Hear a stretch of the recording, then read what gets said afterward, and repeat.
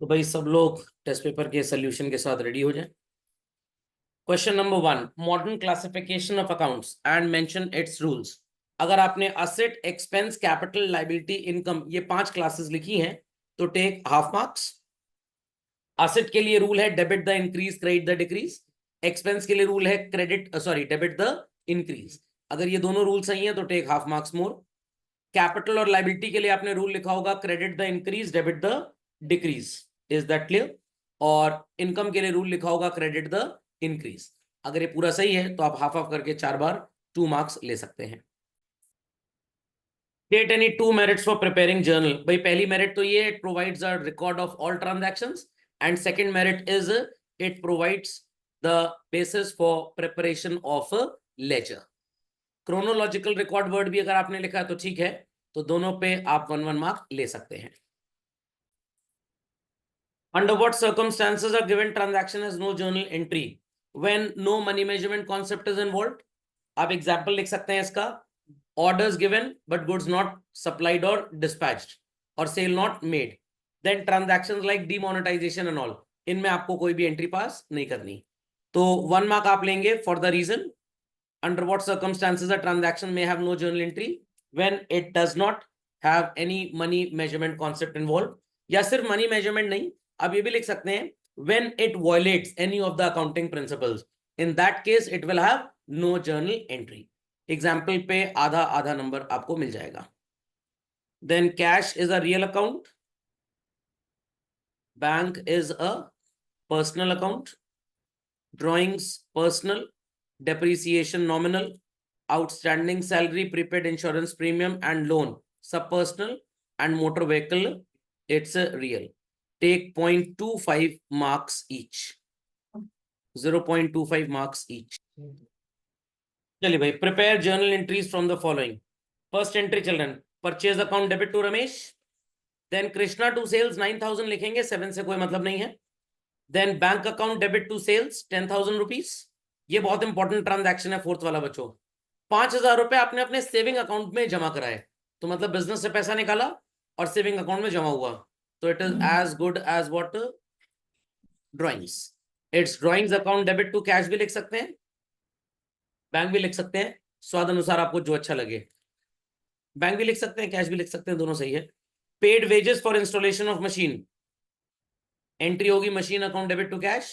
किसी ने installation charges तो नहीं लिख दिया है? अगर वो लिखा है तो गलत है, इसका मतलब आपको जर्नल नहीं आता है। तो 1 मार्क आपको मिलेगा इस ट्रांजैक्शन पे, एंड बाकी सब पे it is half marks each children. कोई क्वेरी है तो please ask. Payment of salary की एंट्री हो जाएगी बच्चों salary account debit to cash. Receipt of interest की एंट्री हो जाएगी कैश टू इंटरेस्ट। लोन लेने की एंट्री वैसे तो बाय डिफॉल्ट होनी चाहिए bank account debit to bank loan या सिंपली लोन, बट अगर आपने बैंक की जगह कैश को भी डेबिट किया तो गलत नहीं है। और डेप्रीसिएशन की हो जाएगी depreciation to machinery. Take 0.75 marks each correct transaction पे। 2 सही है तो 1.5 नंबर, 3 सही है तो 2 नंबर, और 4 सही है तो 3 नंबर। Next, cash account debit, furniture account debit, building account debit to capital, then it is salary account debit to cash, then it is rent account debit to cash, depreciation account debit to furniture, then again it is cash account debit to capital, and then motor car to capital। तो 6 transactions हैं और 3 marks का question है, तो take half each. कोई query है तो please ask. पॉट फर्नीचर एंट्री हो जाएगी furniture account debit to cash, salary account debit to cash. C part में आपको लिखना है नो एंट्री। क्यों लिखना है नो एंट्री? बिकॉज आपने अपने बच्चे की फीस कहां से पे करी है? पर्सनल बैंक अकाउंट से। तो जब आप पर्सनल बैंक अकाउंट से पे करेंगे तो भाई बिजनेस में इसका कोई रिकॉर्ड मेंटेन नहीं किया जाएगा, ये आपका पर्सनल रिकॉर्ड है। और बिजनेस से अगर आपने अपने बच्चे की फीस पे कर दी तो भाई एंट्री क्या हो जाएगी? Drawings account debit to cash. तो यहां पे आप 1 मार्क ले लीजिए इस ट्रांजैक्शन पे, 1 मार्क ले लीजिए इस ट्रांजैक्शन पे। ये थोड़े घटिया टाइप के थे तो इस पे आधे आधे नंबर ले लीजिए। यहाँ पे आपको एक तरह से कह लीजिए नरेशन या ट्रांजैक्शन लिखना है। Cash withdrawn for personal use या ड्रॉइंग्स मेड ऐसे भी लिख सकते हैं। Goods bought on credit from Tarachand, good sold to Ved Prakash on credit, on credit लिखना जरूरी नहीं है, अगर आपने नाम लिख दिया तो उसका मतलब वही है। एंड सैलरीज पेड, या पेड सैलरीज, या सैलरीज पेड इन कैश। तो ये तो बड़ा आसान क्वेश्चन था, 1 1 मार्क ईच ले लीजिए। मैं बस ये चेक करना चाह रहा था कि आप इंटरप्रेट रिवर्स ऑर्डर में कर पा रहे हैं कि नहीं।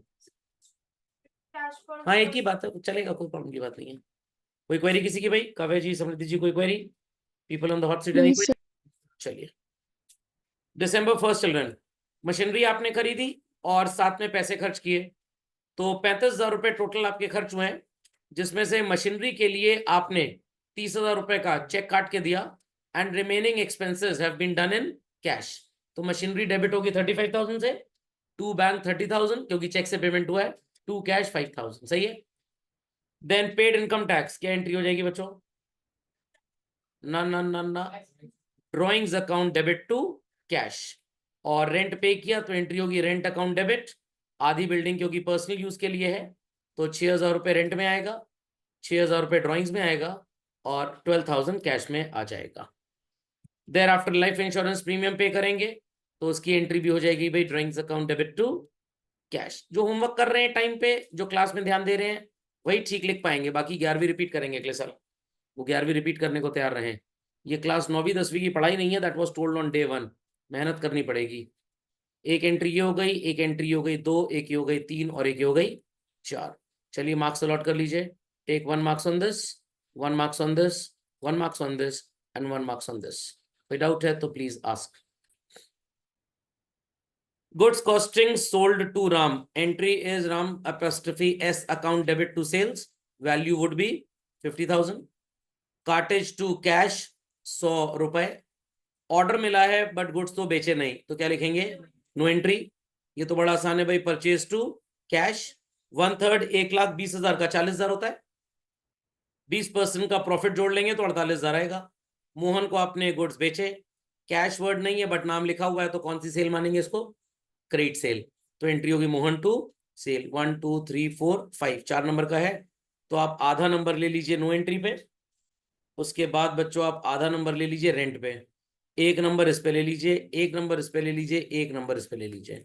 Like this 4 marks would be allot.